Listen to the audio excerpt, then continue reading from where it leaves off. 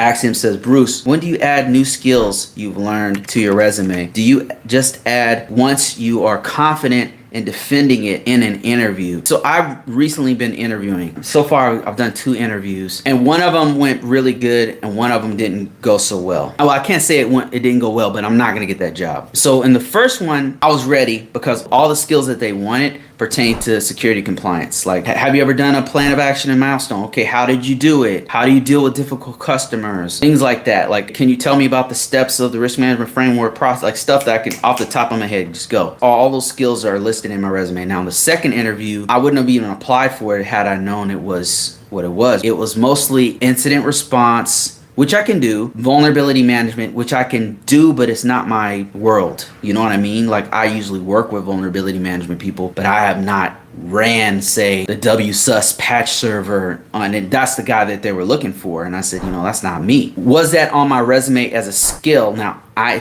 think that they picked up on the fact that I do have vulnerability management on my resume. So it's on there. However, I don't have like WSUS server on there. Personally, this is why I don't lie on my resume. Now there's some like debate on whether or not you should. For me, I don't think you should. And here's the reason why, because I don't want to be hired at a place where they think I'm going to be running the show on this floor, especially with my experience. Like, I'm going to be running the show at this, and I don't even know how to do this. Like, for example, the VM work, the vulnerability management, they were looking for somebody to come in there and start running vulnerability patches on, and I've never done that before. And so I flat out told them I interact a lot with the vulnerability management team, and I've done it in the private sector and the public sector, working for NASA, working for federal organizations, the Department of Defense, Army. I've worked with the vulnerability management team in the private sector. I've done the same thing. But how I ran? No, I haven't. I have not done that before. I put the skills that I know I can speak to for me. Like, if I can speak to it, just like I'm talking to you guys, then I'll put it on my resume. Sometimes what I'll do is I'll say I'm familiar with it. Like, for example, Splunk. I've never worked with Splunk. I've not done it in a large environment. Have I played with it? Yeah, I've played with it before,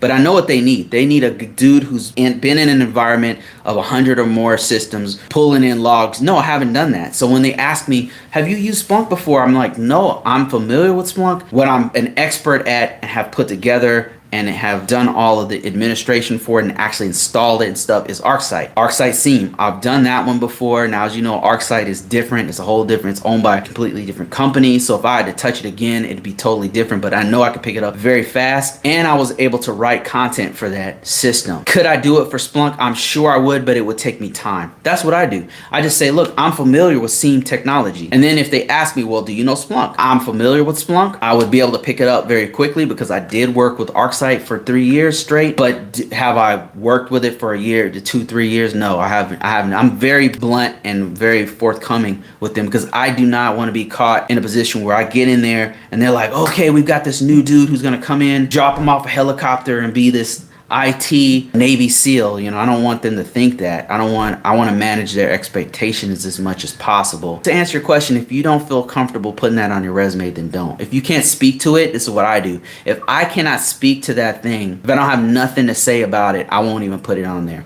Like Rapid7, like I've messed around with it, but not enough to where I would put it on my resume. Like I've messed around with it, but I would not put that on my resume. I can't speak to it. Like Nessus, yes. Qualys, yes. Ready 7, that's a network scanner, by the way. I have nothing to say about it, At one of my organizations I worked with, we did have Rapid7 there, but I'm not familiar enough to say, oh yeah, I would just tell them my experience, but it's not on my resume because I don't really want to speak to it. But if they bring it up, then I'll tell them.